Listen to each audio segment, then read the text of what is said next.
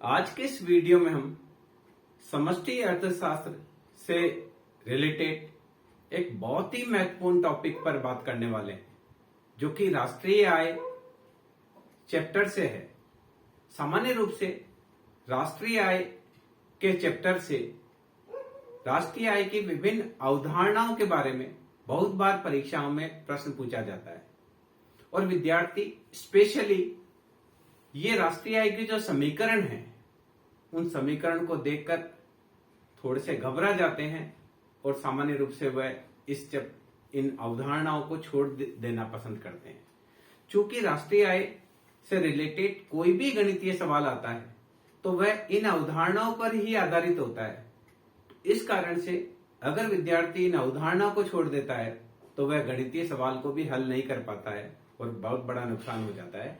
तो आज के इस वीडियो में हम बहुत आसानी से समझेंगे कि राष्ट्रीय आय के 8 समीकरण जो है, विभिन्न अवधारणाएं हैं, वो किस प्रकार से है और बहुत ही सरल है। हम लोग क्या करते हैं, जैसे ही समीकरण देखते ही थोड़ा सा घबरा जाते हैं और उसको छोड़ देते हैं।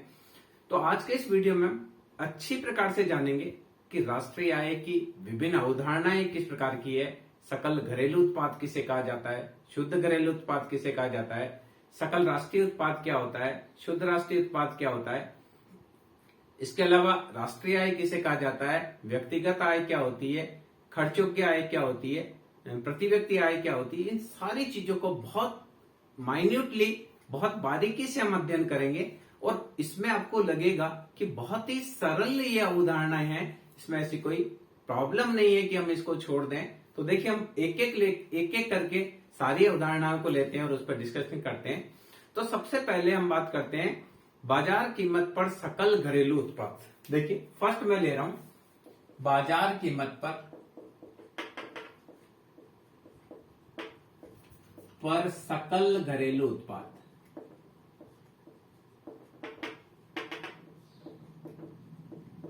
इसको देखेंगे gross domestic production at market price. देखिए क्या बोल रहा हूं मैं इसको, बाजार कीमत पर यानी मार्केट प्राइस या एमपी मार्केट प्राइस, बाजार कीमत पर सकल घरेलू उत्पाद।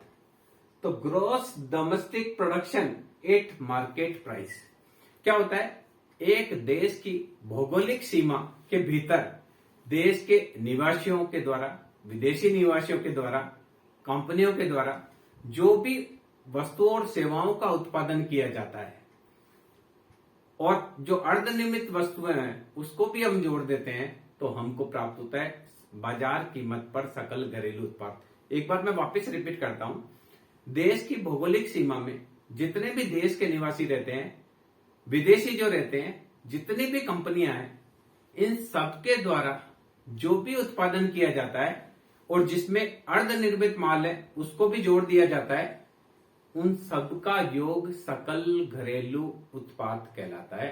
तो देखिए, हमारे यहाँ सकल घरेलू उत्पाद ग्रोस डोमेस्टिक प्रोडक्शन, देखिए हमारे यहाँ जो भी उत्पादन होगा, आप इसको समझेंगे कि जो भी उत्पादन होगा या तो हम उसका उपभोग कर लेंगे या निवेश कर लेंगे या सरकार के द्वारा खरीद लिया जाएगा या एक्सपोर्ट कर लिया जाएगा। हमारा जो उत्पादन है उसके चार ही चीज हो सकती है हमारे उत्पादन के साथ, या तो कंज्यूमर के द्वारा उसको उपभोग कर लिया जाएगा, या उस उत्पादन का कुछ भाग निवेश के लिए काम आएगा, इन्वेस्टमेंट कर दिया जाएगा, या सरकार के द्वारा खरीदा जाएगा, या उस उत्पादन को हम विदेशों को बेच देंगे।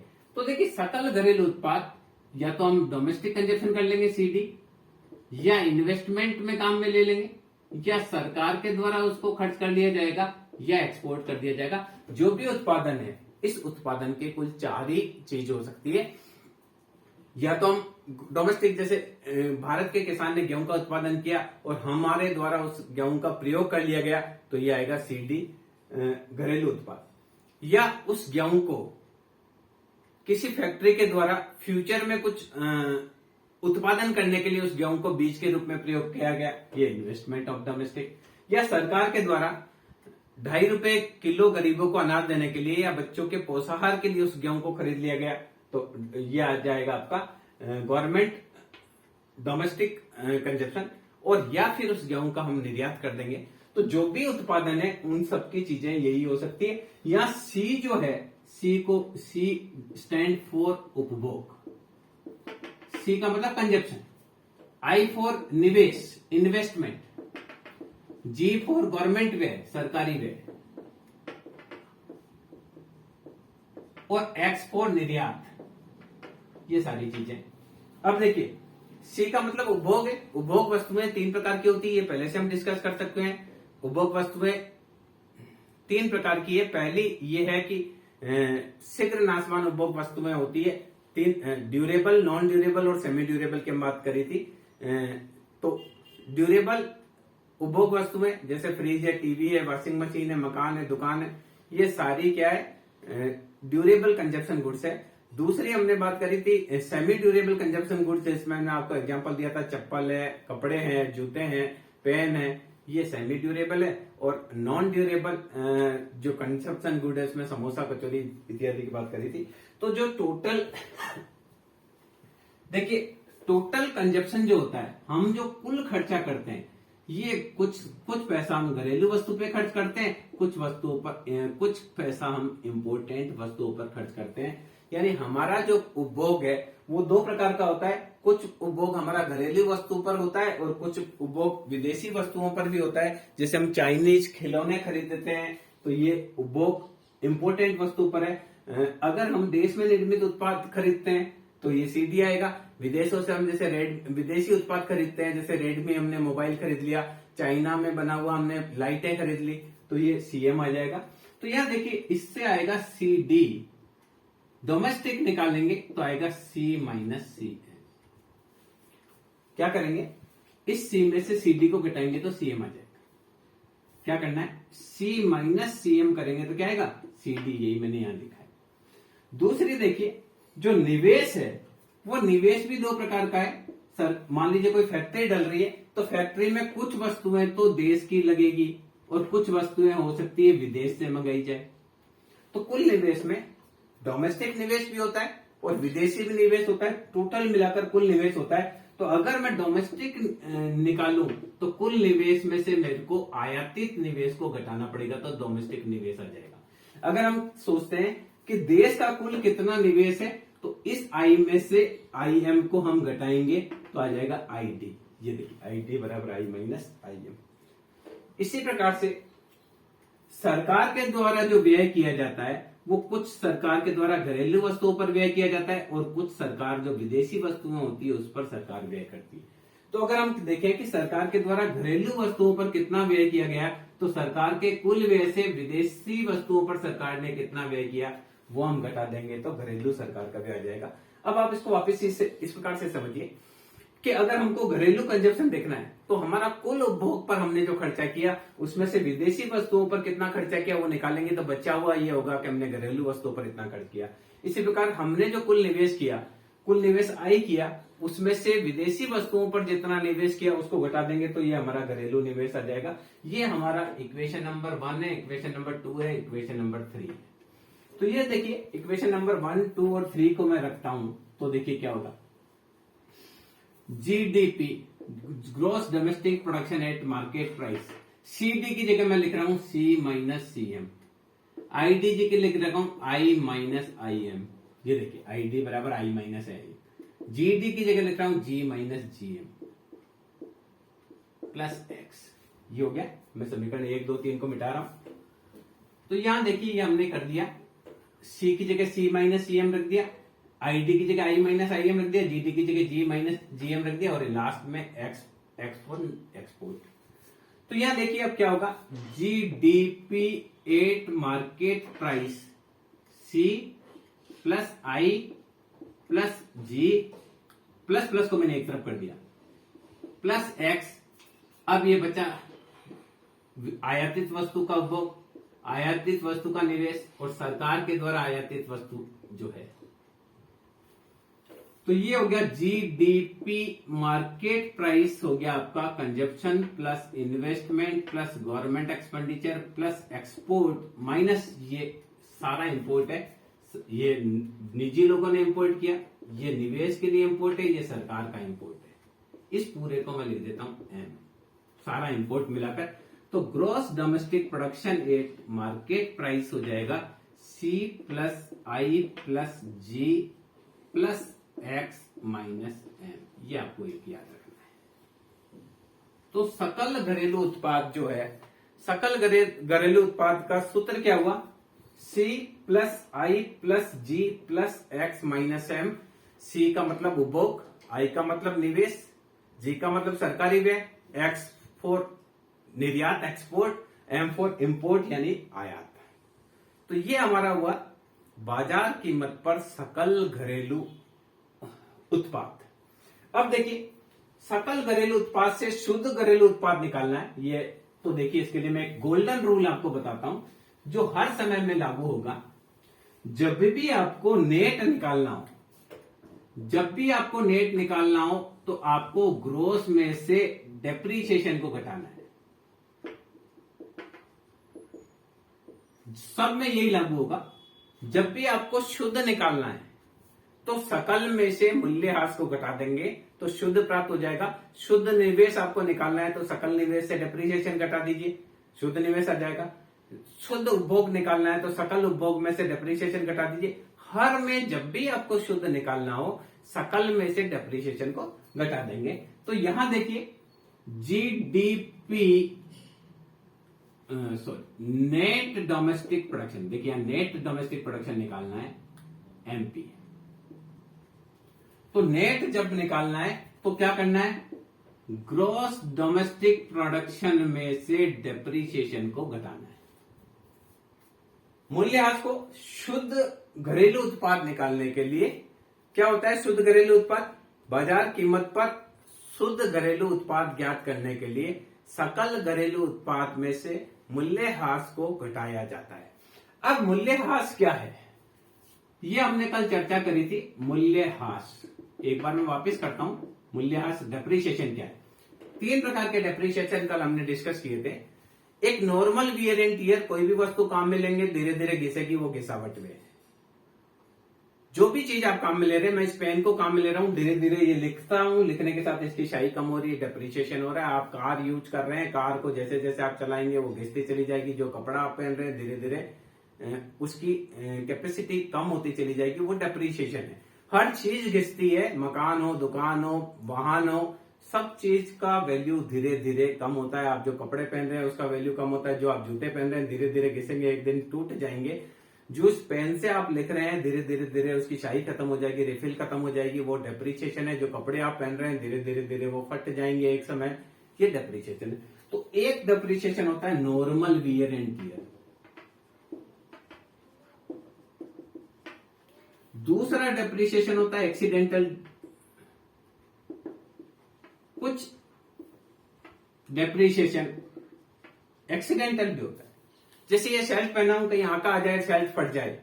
शर्ट जो मैंने कपड़े पहन रखे हैं, ये कपड़े 5 साल बाद फटते हैं, ये नॉर्मल वियर एंड टियर है। पर किसी कारण से किसी कील में फंस गया और ये शर्ट फट गया, ये एक्सीडेंटल वियर एंड टियर। आप कार लेके आए, 10 लाख की कार है, 10 साल बाद उसकी वैल्यू 3 लाख हो गई, ये नॉर्मल वियर एंड टियर है। पर आप कार लेकर आए, अगले दिन ही वो किसी ट्रक के साथ गले मिल गई कार और 10 लाख की कार 3 लाख की रह गई एक्सीडेंट होने की वजह से, वो एक्सीडेंटल वियर एंड टियर। हम कप लेकर आ रहे हैं, कप धीरे धीरे यूज कर रहे हैं और कप टूट जाता है, वो नॉर्मल वियर एंड टियर है। और कप हमारी गलती से गिर जाता है और उसकी वजह से टूट जाता है, वो एक्सीडेंटल वियर एंड टियर।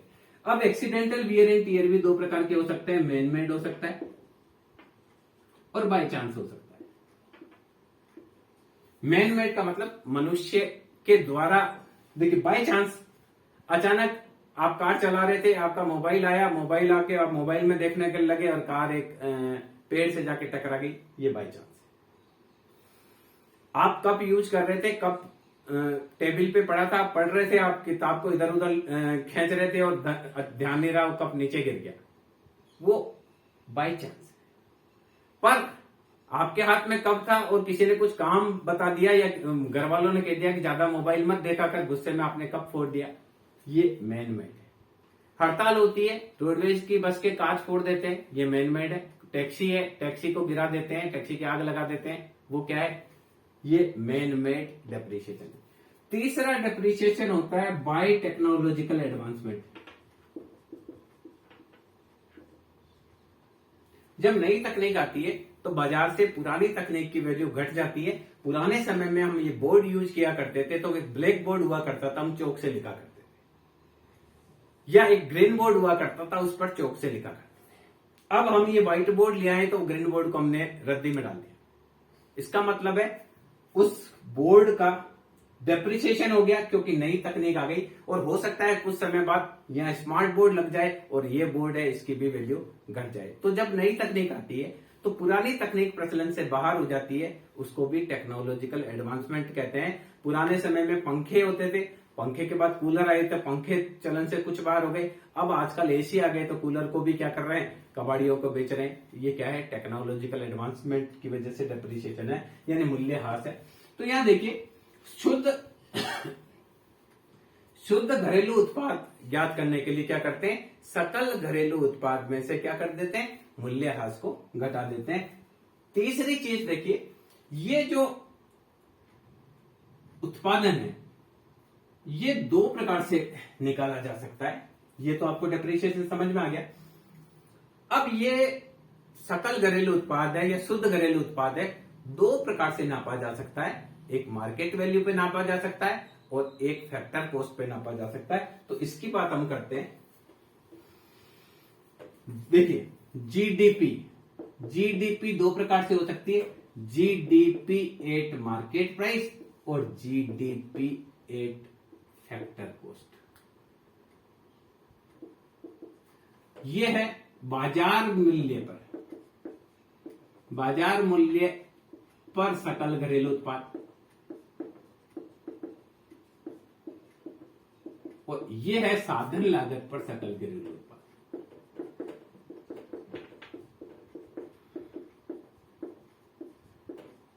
तो ये देखिए, इसके लिए भी एक गोल्डन रूल है। मार्केट प्राइस निकालनी है तो फैक्टर कॉस्ट में आप इनडायरेक्ट टैक्स को जोड़ दीजिए और सब्सिडी को घटा दीजिए। ये एक और गोल्डन रूल है, याद रखेंगे। ये आपको फैक्टर कॉस्ट निकालना है तो क्या करेंगे, मार्केट प्राइस टैक्स इनडायरेक्ट को इधर लाएंगे, नेगेटिव हो जाएगा, टैक्स इनडायरेक्ट, और सब्सिडी इधर आकर क्या हो जाएगा, प्लस हो जाएगा। ये देखिए वापस समझिए, मार्केट प्राइस है उसको निकालना है तो फैक्टर कॉस्ट में टैक्स इनडायरेक्ट को जोड़ना है, सब्सिडी को घटाना है। अब मुझे फैक्टर कॉस्ट पे निकालना है तो टैक्स इनडायरेक्ट को मैं इधर लाऊंगा, माइनस हो जाएगा, सब्सिडी को इधर लाऊंगा, प्लस हो जाएगा। तो देखिए आप किस प्रकार से निकालते हैं।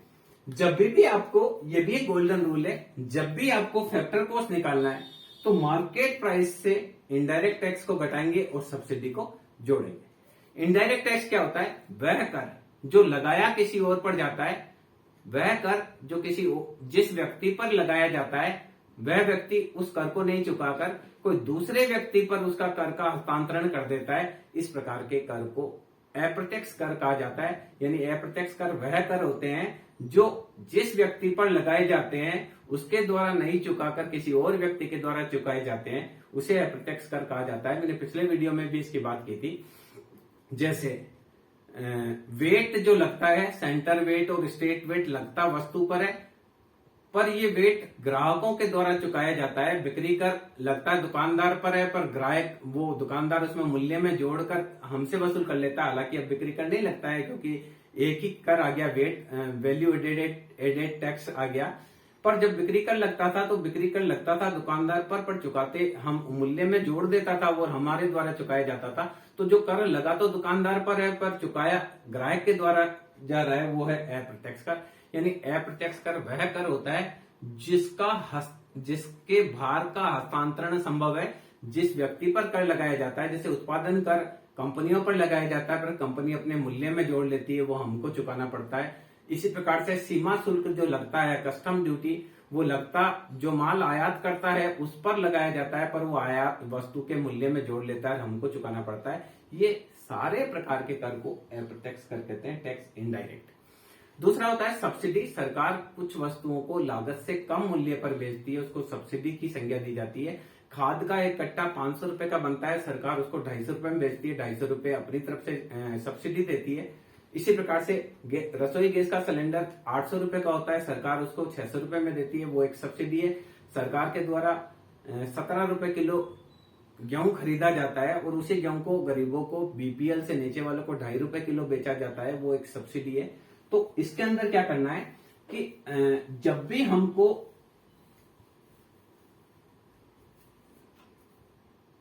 साधन लागत पर निकालना है तो टैक्स इनडायरेक्ट को जोड़ना है और सब्सिडी को घटाना है। तो देखिए gross domestic production at market price, तो अभी हमने देखा था C plus I plus G plus X minus M. अब हमने net domestic production at market price देखा, तो इसमें हमने क्या किया, जीडीपी एमपी में से मार्केट प्राइस में से हमने डेप्रिसिएशन को घटाया। अब अगर मुझे एनडीपी फैक्टर कॉस्ट चाहिए तो देखिए मैंने क्या कहा था, फैक्टर कॉस्ट बराबर है मार्केट प्राइस में से टैक्स इनडायरेक्ट को आप घटा दीजिए और सब्सिडी को जोड़ दीजिए। तो हमको क्या करना है, फैक्टर कॉस्ट पर निकालना है एनडीपी, तो एनडीपी मार्केट प्राइस में से हम टैक्स इनडायरेक्ट को घटाएंगे और सब्सिडी को जोड़ेंगे। इनडायरेक्ट टैक्स क्या होता है ये हमने पहले से डिस्कस कर दिया, और सब्सिडी क्या होती है ये भी हमने डिस्कस कर दिया। तो ये है साधन लागत पर सकल घरेलू उत्पाद। इसको क्या बोलेंगे, साधन लागत पर सकल घरेलू उत्पाद। तो जब भी आपको फैक्टर कॉस्ट निकालना है तो फैक्टर कॉस्ट निकालने के लिए आप क्या करेंगे, टैक्स इनडायरेक्ट को घटा देंगे और सब्सिडी को जोड़ देंगे, तो आएगा ये एनडीपी एट फैक्टर कॉस्ट आपका आ गया। अब देखिए जीएनपी मार्क, अब ये एनडीपी फैक्टर कॉस्ट आ गया। अब इसके बाद में हम देखते हैं बाजार कीमत पर सकल घरेलू उत्पाद। ये हमने घरेलू उत्पाद की पूरी बात कर ली। अब देखिए बाजार कीमत पर सकल राष्ट्रीय उत्पाद की बात करते हैं। सेकंड जो है बाजार कीमत पर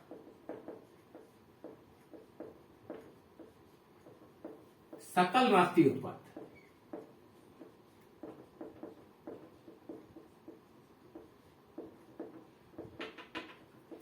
gross national production at market price, क्या बोलेंगे इसको, बाजार कीमत पर सकल राष्ट्रीय उत्पाद। पहले घरेलू उत्पाद था, अब क्या है, राष्ट्रीय उत्पाद है। घरेलू का मतलब जो देश के अंदर उत्पादित किया गया वो घरेलू उत्पाद है। अब राष्ट्रीय उत्पाद में पूरे राष्ट्र का जो उत्पाद है उसको राष्ट्रीय उत्पाद की संज्ञा दी जाती है। तो राष्ट्र के उत्पाद में सकल राष्ट्रीय उत्पादक की बात हम करेंगे तो उसके अंदर क्या करेंगे कि अगर विदेशों से कुछ साधनगत आय हुई है उसको भी जोड़ देंगे। तो पहले इसको हम समझ लेते हैं कि सकल राष्ट्रीय उत्पाद होता क्या है। सकल राष्ट्रीय उत्पाद एक देश की भौगोलिक सीमा है, उसके अंदर देश के निवासियों के द्वारा, विदेशों के द्वारा और विभिन्न कंपनियों के द्वारा जो सकल उत्पादन एक वर्ष की अवधि में किया जाता है उसका मौद्रिक मूल्य और साथ ही अर्धनिर्मित वस्तुओं और सेवाओं का मूल्य भी उसमें जोड़ लिया जाता है और विदेशों से शुद्ध साधनगत आय को भी इसमें जोड़ दिया जाता है। तो सकल राष्ट्रीय उत्पाद प्राप्त होता है। मैं एक बार वापस रिपीट करता हूं, एक देश की भौगोलिक सीमा में देश के निवासियों के द्वारा, विदेशी निवासियों के द्वारा और कंपनियों के द्वारा जितना भी अंतिम वस्तुओं और सेवाओं का उत्पादन होता है उसमें मध्यवर्ती वस्तुओं के मूल्य को भी जोड़ दिया जाता है, यानी अर्धनिर्मित वस्तुओं और सेवाओं को भी जोड़ दिया जाता है। वह विदेशों से शुद्ध साधनगत आय को भी जोड़ दिया जाता है। तो सकल राष्ट्रीय उत्पाद की प्राप्ति होती है। तो देखिए gross national production at market price बराबर gross domestic production at market price plus NFIA। NFIA विदेशों से शुद्ध साधनगत आय, इसको भी हम समझेंगे, विदेशों से शुद्ध साधनगत आय। Net factor income from abroad NFIA कहलाता है। Net factor income from abroad, तो ये क्या है, NFIA बराबर होता है FA माइनस FB। FA क्या है, भारतीय साधनों के द्वारा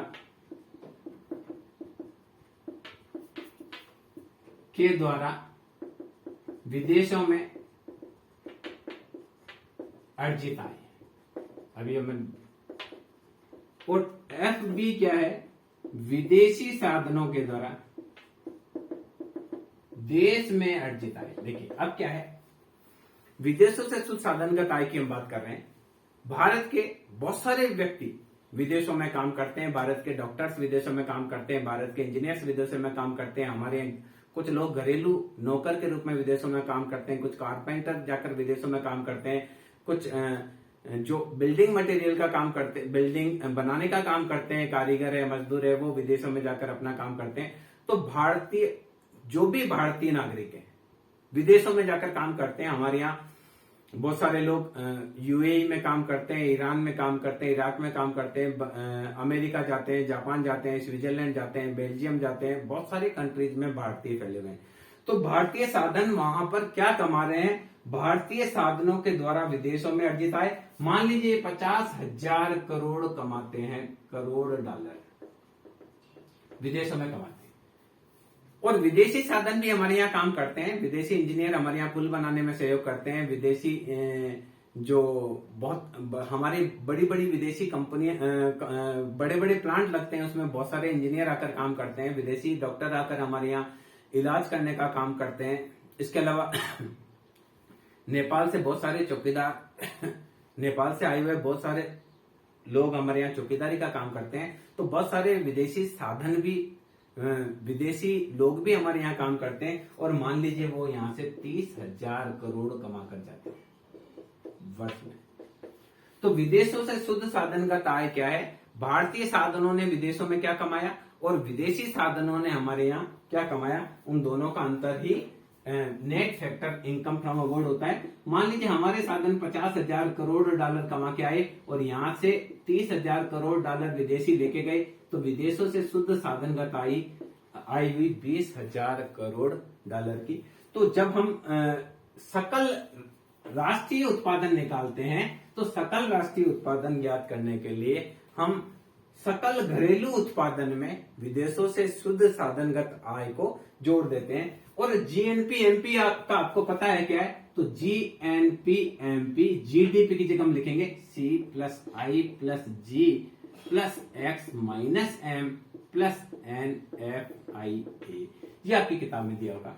C का मतलब क्या है, एक वर्ष की अवधि में उपभोग वस्तुओं पर, एक वर्ष की अवधि में अंतिम वस्तुओं और सेवाओं पर उपभोक्ता के द्वारा जो व्यय किया जाता है वो उपभोग है। इसी प्रकार से आई से तात्पर्य एक वर्ष की अवधि में पूंजीगत वस्तुओं और सेवाओं पर व अर्धनिर्मित वस्तुओं और सेवाओं पर जो व्यय किया जाता है उसे आय की संज्ञा दी जाती है। जी का मतलब एक वर्ष की अवधि में सरकार के द्वारा जिन वस्तुओं को क्रय किया जाता है, एक वस्तुओं और सेवाओं का एक वर्ष की अवधि में सरकार के द्वारा वस्तुओं और सेवाओं पर जो कुल व्यय किया जाता है उसे जी की संज्ञा दी जाती है। X4 एक वर्ष की अवधि में देश के कुल निर्यात को X की संज्ञा दी जाती है और एक वर्ष की अवधि में देश के कुल आयात को M की संज्ञा दी जाती है। और NFI ये मैंने क्लियर कर दिया, नेट फैक्टर इनकम फ्रॉम अबॉर्ड क्या होती है। अब देखिए ये हुआ NNP/MP। अब देखिए मेरे को GNP/MP हुआ, अगर मुझे शुद्ध राष्ट्रीय उत्पादन निकालना है, NNP मार्केट प्राइस, शुद्ध राष्ट्रीय उत्पादन निकालना है, तो मैंने आपको क्या बताया था, नेट निकालने के लिए ग्रोस में से डेप्रिसिएशन को घटाना है। तो यहां क्या करेंगे, gross national production at market price minus depreciation, यह आ जाएगा। इसके बाद अगर मुझे NNP फैक्टर कॉस्ट चाहिए तो यह आएगा NNP मार्केट प्राइस में से मैं टैक्स इनडायरेक्ट को घटाऊंगा और सब्सिडी को जोड़ूंगा, क्योंकि मैंने आपको पहले से भी बता रखा है फैक्टर कॉस्ट के लिए मार्केट प्राइस में से TI को घटाइए और सब्सिडी को जोड़िए। 2 गोल्डन रूल मैंने आपको बताए। इन गोल्डन रूल पर सारे के सारे जो राष्ट्रीय आय की अवधारणा है वो अच्छी तरीके से समझी जा सकती है। तो NNP मार्केट प्राइस क्या है, वस्तुओं और सेवाओं को सकल राष्ट्रीय उत्पाद में से गिरावट व्यय को घटा दिया जाता है तो शुद्ध राष्ट्रीय उत्पाद बाजार कीमत पर आता है। और शुद्ध राष्ट्रीय उत्पाद बाजार कीमत से शुद्ध राष्ट्रीय उत्पाद अगर साधन लागत पर निकालना हो तो शुद्ध राष्ट्रीय उत्पाद को बाजार कीमत में से टैक्स इनडायरेक्ट को घटा दिया जाता है और सब्सिडी को जोड़ दिया जाता है, तो हमारे पास आ जाएगा शुद्ध राष्ट्रीय उत्पाद NNP एट फैक्टर कोस्ट। अब देखिए NNP एट फैक्टर कोस्ट आ गया। अब साधन लागत ये आपकी जो है सेकंड जो है, ये सेकंड वाला हो गया बाजार कीमत पर सकल घरेलू उत्पादन, और ये वाला जो हो गया आपका थर्ड हो गया। इसको बोलेंगे, इसको लिख देता हूं मैं, शुद्ध राष्ट्रीय उत्पाद, थर्ड नंबर शुद्ध राष्ट्रीय उत्पाद बाजार कीमतों पर, इसको बोलेंगे NNP मार्केट प्राइस। तो वह NNP मार्केट प्राइस निकालने के लिए क्या करेंगे, GNP मार्केट प्राइस में से डेप्रिसिएशन को घटा देंगे। यह आपका हुआ सकल बाजार कीमत पर शुद्ध राष्ट्रीय उत्पाद। बाजार कीमत पर शुद्ध राष्ट्रीय उत्पाद यानी वस्तुओं और सेवाओं का स्थिर उपभोग होता है, तो इसमें से जितनी भी टूट फूट होती है उस टूट फूट को घटा देंगे तो हमको शुद्ध राष्ट्रीय उत्पाद की प्राप्ति हो जाएगी। अब चौथी जो कॉन्सेप्ट है उसकी हम बात करते हैं। राष्ट्रीय आय के आकलन में फोर्थ कॉन्सेप्ट जो यूज की जाती है वो आती है साधन लागत पर। साधन लागत पर शुद्ध राष्ट्रीय उत्पाद, ये बहुत इंपॉर्टेंट है।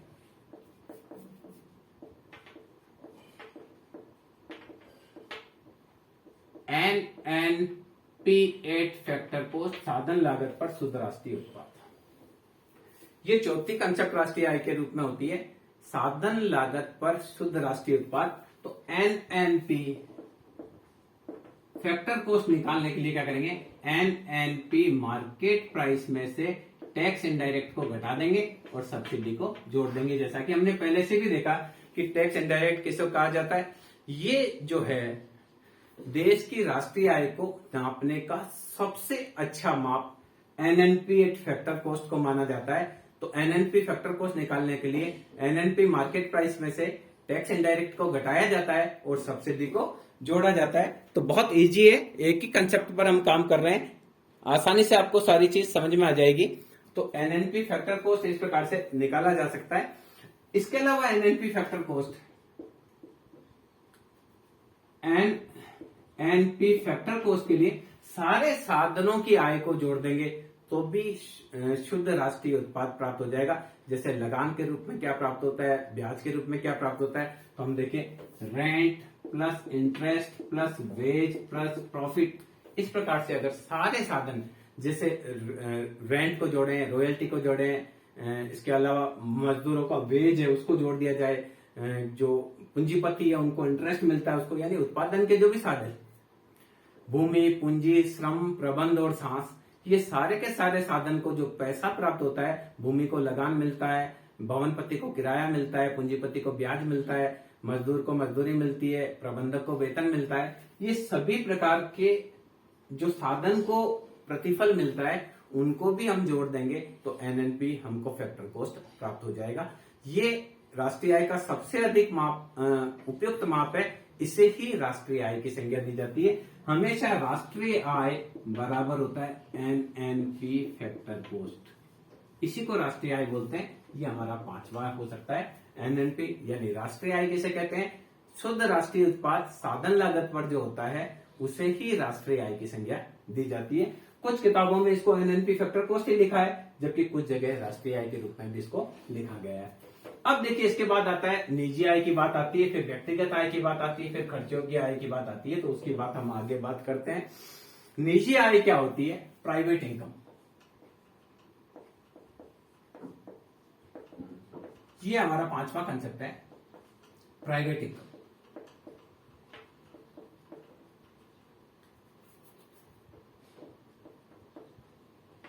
देखिए राष्ट्रीय आय जो है NNP फैक्टर कोस्ट, निजी आय क्या है, हमारी व्यक्तियों की जो आय होती है जिस आय को व्यक्तियों के द्वारा घर पर लेकर आया जाता है उसे निजी आय की संज्ञा दी जाती है।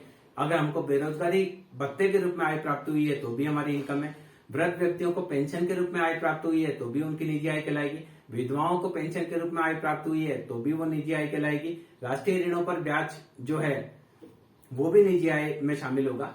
तो निजी आय क्या है, कुछ आय ऐसी होती है जिसमें कुछ भी उत्पादन गतिविधि नहीं की जाती है तो वह राष्ट्रीय आय में तो शामिल नहीं होती है, पर व्यक्ति के घर में आती है तो उसको निजी आय की संज्ञा दी जाती है।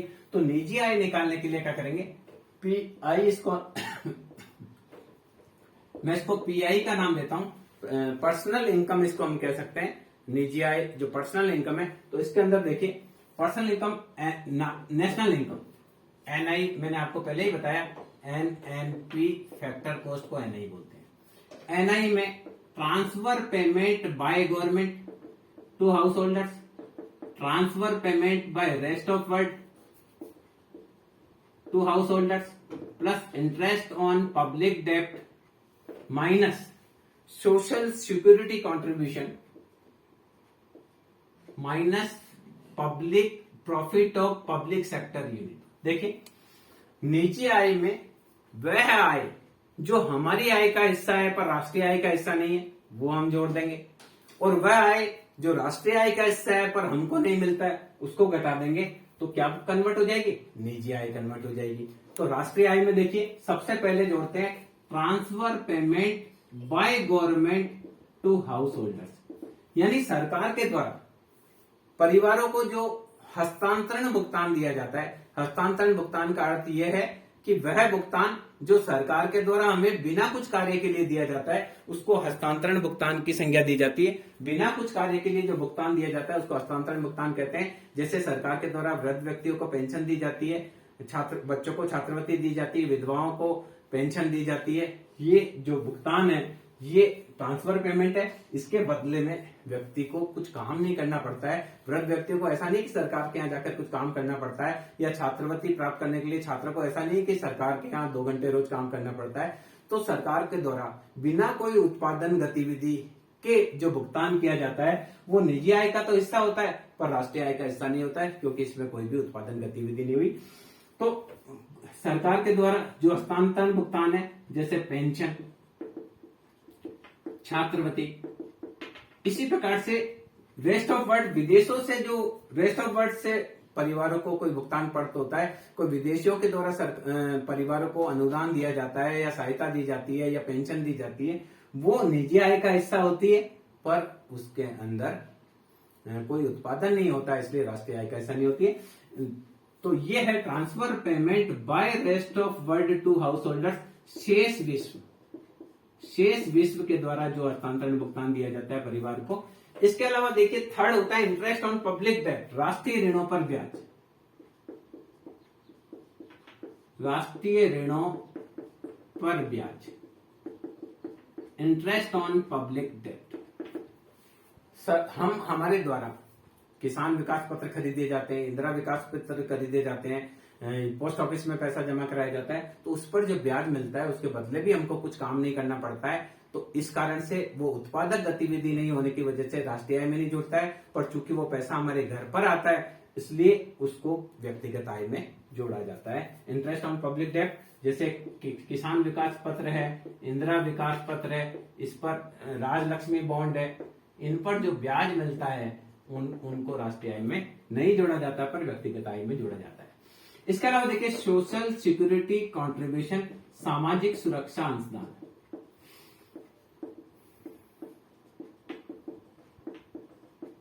सरकार के द्वारा, कंपनियों के द्वारा अपने एम्प्लॉय का कुछ भाग, वेतन का कुछ भाग काट लिया जाता है सामाजिक सुरक्षा अंशदान के रूप में, जीपीएफ के रूप में काट लिया जाता है, पीपीएफ के रूप में काट लिया जाता है। वह उत्पादन गतिविधि थी तो राष्ट्रीय आय में तो जुड़ा, पर चूंकि हमको घर पे नहीं मिला, हमको काम में हमारे घर पे नहीं आया, इसलिए उसको घटा दिया जाता है। इसी प्रकार से पीपीयू, ये बोलेंगे सरकारी public profit of public sector unit, इसको इंग्लिश में लिख देता हूं, profit of public sector unit. सरकार की जो यूनिट्स हैं सरकार के, जैसे ओएनजीसी है, सरकार के द्वारा जो रेलवे चलाई जा रही है, रोडवे चलाई जा रही है, उनके प्रॉफिट में उत्पादन गतिविधि होती है तो वह राष्ट्रीय आय में जुड़ता है, पर चूंकि वो हमारे प्रॉफिट उन कंपनियों के द्वारा ही रख लिया जाता है, कंपनियों के द्वारा अपने एम्प्लॉय को नहीं दिया जाता है, इसलिए वह हमारी राष्ट्रीय आय में से घटाया जाता है, profit of public sector unit. तो इस प्रकार से निजी आय निकालने के लिए राष्ट्रीय आय में transfer payment by the government to house holders, transfer payment by the rest of world to house holders और इंटरेस्ट ऑन पब्लिक डेब्ट को जोड़ा जाता है, जबकि सोशल सिक्योरिटी कंट्रीब्यूशन और public profit of public sector unit इन दोनों को घटाया जाता है, तो निजी आय की प्राप्ति होती है। अब निजी आय के बाद में अगला होता है 6 नंबर होता है व्यक्तिगत आय। इसको बोलते हैं पर्सनल इनकम। क्या बोलते हैं इसको? व्यक्तिगत आय को हम बोलेंगे पर्सनल इनकम। वो प्राइवेट इनकम थी, ये पर्सनल इनकम। अब देखिए पर्सनल इनकम किस प्रकार से निकाली जाती है। तो पर्सनल इनकम निकालने के लिए क्या करते हैं, NNP factor cost, personal income PY से डिनोट कर रहा हूं, तो राष्ट्रीय आय यानी एनएनपी फैक्टर कॉस्ट के अंदर हम इसमें से घटाएंगे अवितरित लाभ, यूडीपी, अवितरित लाभ, माइनस निगम कर, कारपोरेशन टैक्स, विभिन्न कारपोरेशन पर जो टैक्स लगते हैं उसको घटा दिया जाएगा, सामाजिक सुरक्षा अंशदान,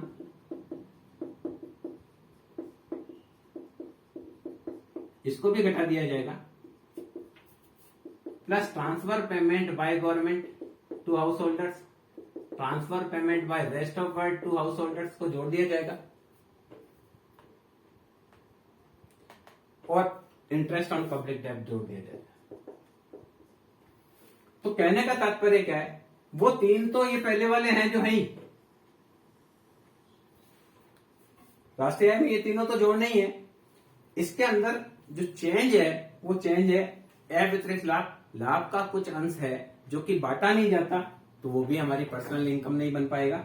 इसके अलावा सरकार के द्वारा कंपनियों पर जो कर लगाया जाता है, निगम कर, वो भी इसमें नहीं होगा। और सामाजिक सुरक्षा अनुदान तो हमने पहले से ही घटाया हुआ था, ये सामाजिक सुरक्षा अनुदान। तो ये इसके अंदर दो चीज और घटानी है।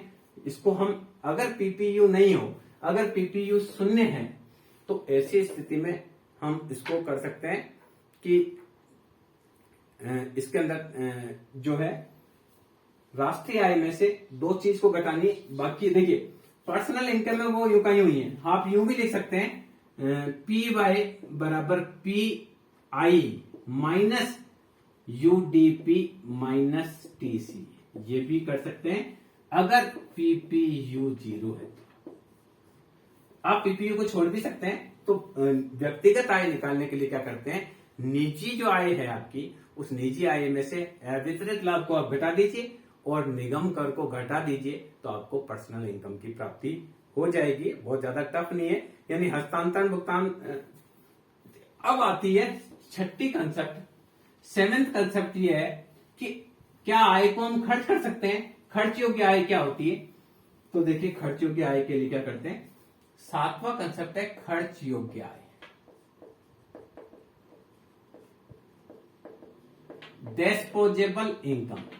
तो देखिए हमारी जो निजी आय है, डिस्पोजेबल आय निकालने के लिए हमारी निजी आय में से टैक्स डायरेक्ट और फीस एंड फाइन्स, ये दोनों घटा सकते हैं।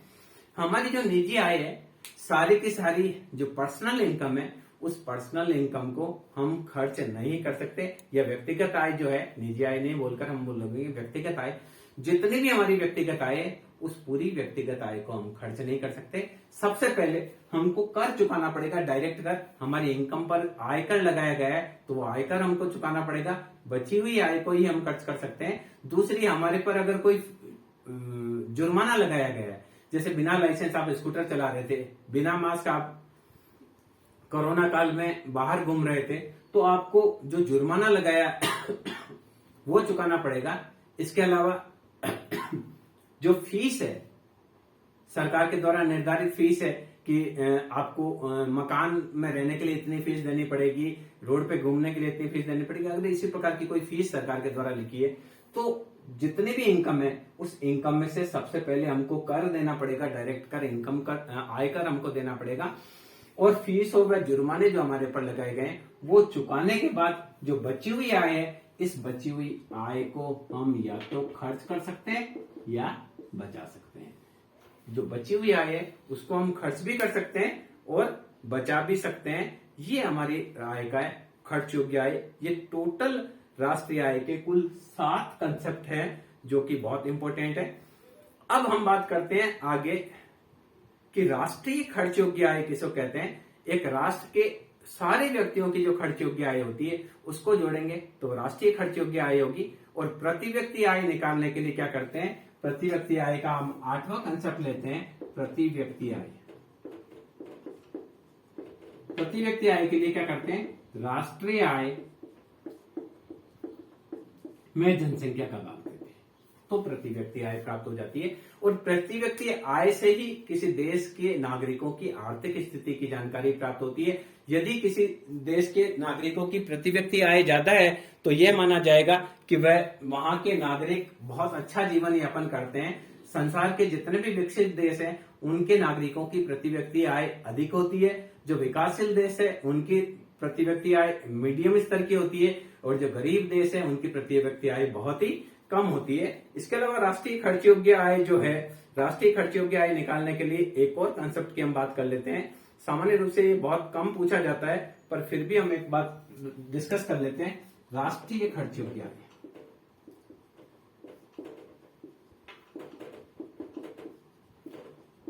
नेशनल डिस्पोजेबल इनकम, तो इसको निकालने की राष्ट्रीय आय है, इसमें नेट इनडायरेक्ट टैक्स को जोड़ेंगे, net indirect tax NIT। Net indirect tax में क्या होगा, इनडायरेक्ट टैक्स में से सब्सिडी को घटा देंगे तो आएगा नेट इनडायरेक्ट टैक्स। तो राष्ट्रीय आय में नेट इनडायरेक्ट टैक्स को जोड़ेंगे। और इसके अलावा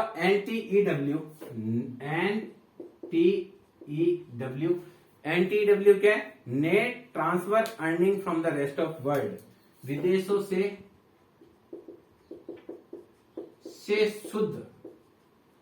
शुद्ध हस्तांतरण आय।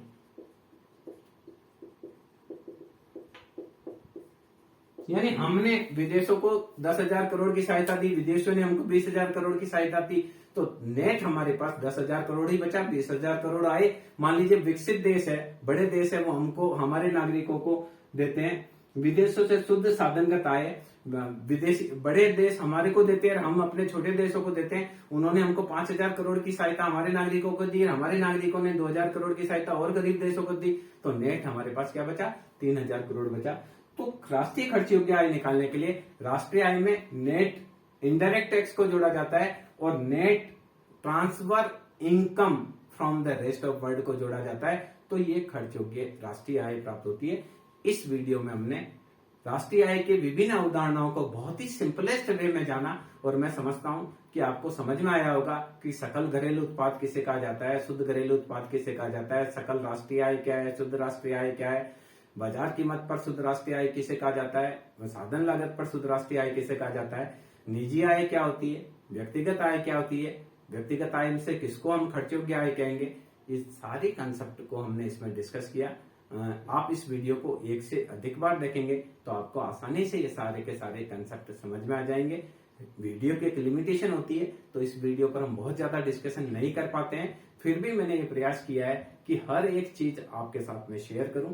मैं समझता हूं इससे आपको बहुत अच्छा से समझ में आएगा राष्ट्रीय आय के विभिन्न